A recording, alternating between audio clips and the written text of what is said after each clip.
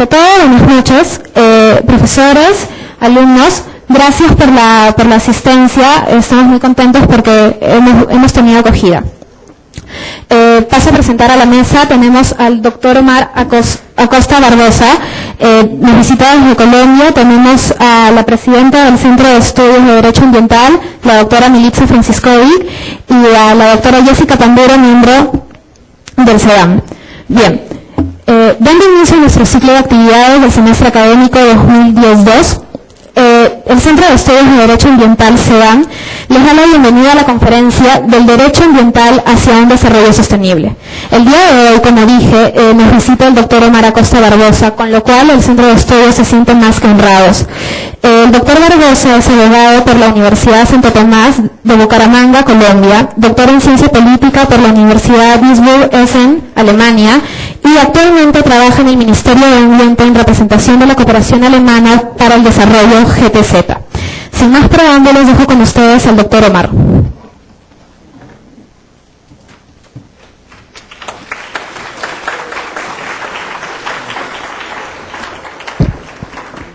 Bueno, para mí es un gran placer estar acá.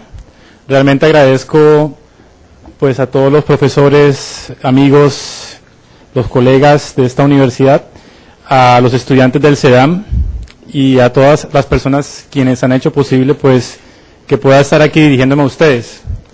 Primero que todo, pues voy a intentar manejar mi tiempo lo más preciso posible.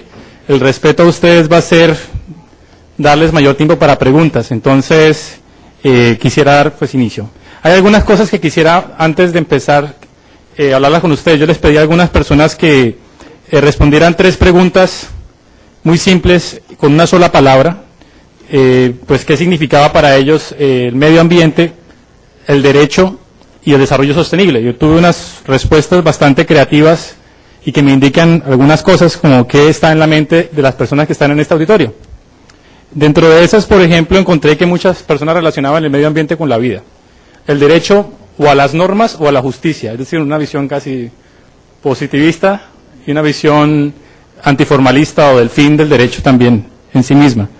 Y la definición de derecho sostenible iba desde cosas como futuro, compromiso, cuidado, avance, o una definición mucho más completa en el sentido de que es el conjunto de actividades que se realizan de manera planificada para mantener o mejorar la calidad de vida de generaciones futuras.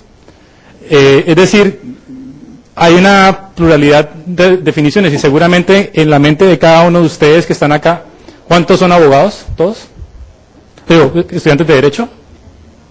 ¿Todos? ¿Casi? Sí. ¿Hay alguno que sea de alguna otra disciplina? ¿Economía? ¿Economía? ¿Sí hay? ¿No? Ingeniería ambiental. ¿Y hay alguien más de otro tipo de disciplina? ¿Sí? ¿Biología? ¿Antropología? Ok, bueno. ¿Y? Economía. Bueno, en ese sentido vamos a encontrar que el derecho no es la única disciplina que se va a encargar del tema del desarrollo sostenible. En este caso vamos a hablar un poco sobre el tema del derecho, pero vamos a hacerlo de una forma que va, bueno, para explicarlo lo vamos a ver más adelante. Hay 2 visiones, por favor, siguiente. La estructura de la presentación va a ir en 3 puntos. Inicialmente vamos a hablar un poco sobre el debate sobre cómo podemos hablar sobre el derecho ambiental. La segunda parte, más específica sobre la regulación ambiental en sí, un poquito más interdisciplinaria. Tocaremos algunos temas que rayan con economía y otras áreas.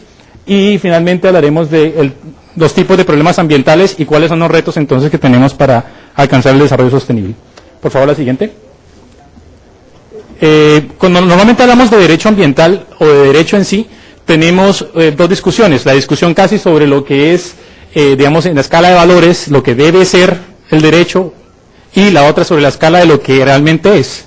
En este cuadrito, pues ustedes pueden ver que en algún momento, pues cuando hablamos desde el punto de vista normativo, siempre estamos pensando como el ideal que queremos alcanzar, como algunas personas me describieron aquí en su definición de desarrollo sostenible, el ideal del derecho a la justicia, ese es el fin y eso es lo que se tiene que alcanzar.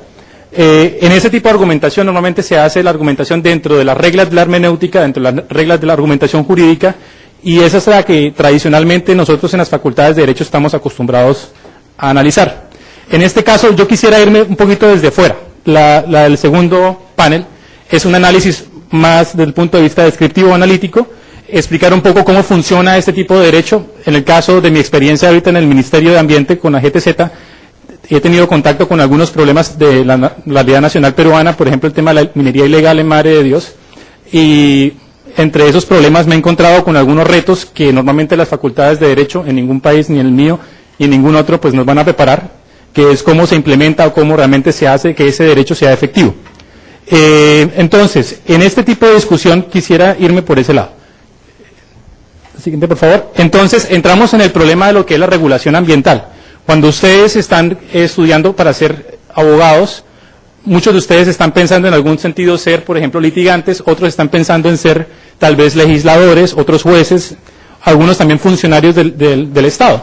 En todo caso, siempre nosotros como abogados estamos lidiando con el poder y lidiando con el ejercicio del poder, que es casi de lo que se trata la política, o el estudio de ciencia política o el estudio también de la economía en algunos aspectos, tiene que ver con el ejercicio del poder y la definición de derechos. En este caso, tradicionalmente el derecho ambiental tiene dos fases, digamos la primera fase del siglo XIX se enfoca mucho a nivel local en temas de salud pública, necesidad de infraestructura y los problemas de la sociedad urbana. La urbanización hace que nazcan ciencias sociales como la sociología o otras áreas de estudio y es interesante ver esa fase porque es donde se mejora la calidad de vida de muchas personas con el enfoque en el desarrollo. El segundo enfoque se da a partir del siglo XX y eso ya es como una ampliación del marco de regulación. Ese marco de regulación empieza a tomar campos, por ejemplo, como temas como la biodiversidad, incluso hoy el cambio climático. El problema es aquí que nosotros como abogados nos estamos enfrentando con una teoría del Estado que sigue hablando del Estado como si fuese el mismo Estado del sistema francés, Estado nacional, el modelo de Estado que teníamos en mente, que justifica la existencia del Estado porque es capaz de ejercer el derecho en un territorio, tiene soberanía, todos estos atributos que le damos al Estado y que nosotros estudiamos como abogados para entenderlo. Pero ese Estado está cambiando, o ha venido cambiando, y eso es lo que quisiera que reflexionemos hoy. La siguiente, por favor. Por ejemplo, si ustedes observan la implementación de un proyecto como una hidroeléctrica, en el cuadro, en el ala izquierda, derecha para ustedes, está como algunas fechas antes de la Segunda Guerra Mundial, después de la Segunda Guerra Mundial, ustedes ven qué tipo de profesionales se requerían para hacer el diseño y la implementación de un proyecto hidroeléctrico. Antes de la Segunda Guerra Mundial era un proyecto de ingeniería, netamente ingenieros hacían el proyecto. Después de la Segunda Guerra Mundial ya viene el dilema del desarrollo, la idea de la optimización de los recursos, entran los economistas a jugar un papel importante en el desarrollo de proyectos. Ya a finales de los 80 ya no son solamente ingenieros y economistas, entran los ambientalistas, ingenieros ambientales también en el juego, y vemos que al inicio de los 90 coincide mucho con el proceso de la Cumbre de Río, la inclusión de temas de la sociedad, cómo se empieza a articular, y ese es el debate de los inicios de los 90, cómo se puede incluir, nace el concepto de sociedad civil o el concepto de organizaciones no gubernamentales. Ya algunos aquí, incluso en este auditorio, me podrán compartir de sus experiencias hace muchos años en algunos tipos de proyectos ambientales que algunas me comentaron algunos compañeros de esta universidad. Es ese intento de articular ese tipo de acciones desde ahí. Eso demuestra que aquí ha habido un cambio y en ese mismo cambio la regulación ha tenido que incluir a todos esos actores y papeles para cada uno de esos actores. Siguiente, por favor. Entonces, lo que llegamos es a una especie de estructura en la cual el ideal de la regulación se da cuando el Estado comparte con el sector privado y el sector de la sociedad civil, con la comunidad, la forma como se regula. Es decir, no es un poder absoluto del Estado y los abogados ahí ya no solamente estamos implementando normas o diseñando normas, sino tenemos que entrar a negociar, por ejemplo, contratos estatales muy específicos, muy particulares. Los que estudian contratación pública podrán dar cuenta de la evolución de la contratación en los últimos años y eso también tiene implicaciones ambientales para los proyectos de infraestructura y cómo la sociedad civil también entra a jugar parte del proceso. En el caso de Colombia, las acciones de derechos colectivos, por ejemplo, las acciones populares, son claves en el tema de gestión ambiental porque defienden derechos como el derecho a un ambiente sano, que son como un amparo colectivo, y ese tipo de acciones generan también unos espacios de participación para la comunidad, como las consultas previas y ese tipo de acciones. Siguiente. Entonces, esto plantea lo siguiente, que la regulación ambiental, en este caso, con ese estado que va cambiando y que ya no es el mismo que estamos acostumbrados a ver desde libros de la teoría del Estado del siglo XIX, siglo XX, a comienzos del siglo XX, enfrenta grandes retos.